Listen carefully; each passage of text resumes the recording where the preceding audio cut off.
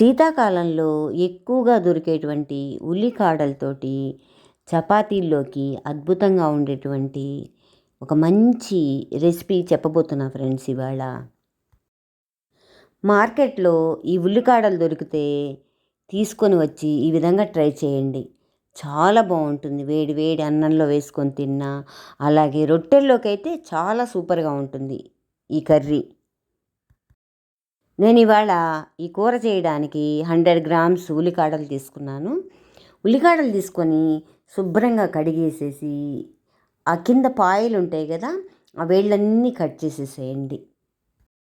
తర్వాత తెల్లగా ఉన్నటువంటి ఆ ఉల్లిపాయలన్నీ కూడా సన్నగా కట్ చేసేసేయండి ఈ విధంగా చక్రాల్లాగా.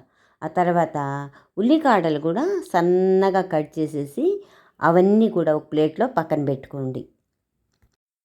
తర్వాత ఒక టమాటా తీసుకొని సన్నగా చిన్న చిన్న ముక్కలుగా కట్ చేయండి. అలాగే ఒక ఉల్లిపాయ కూడా తీసుకొని శుభ్రంగా చిన్న చిన్న ముక్కలుగా కట్ చేసి పక్కన పెట్టుకోండి. తర్వాత స్టవ్ వెలిగించి కడాయి పెట్టి కాస్త ఆయిల్ వేసి, ఆయిల్ వేడెక్కగానే ఒక స్పూన్ ఆవాలు, ఒక స్పూన్ జీలకర్ర వేసేసి వేయించేయండి. అందులోనే 3, 4 ఎండుమిరపకాయలు ముక్కలు, అలాగే కాస్త కరివేపాకు వేసేసి ఈ కట్ చేసి పెట్టుకున్నటువంటి ఉల్లిపాయ ముక్కలన్నీ కూడా పచ్చివాసన అంతా పోయేటట్టుగా వేయించేసేయండి.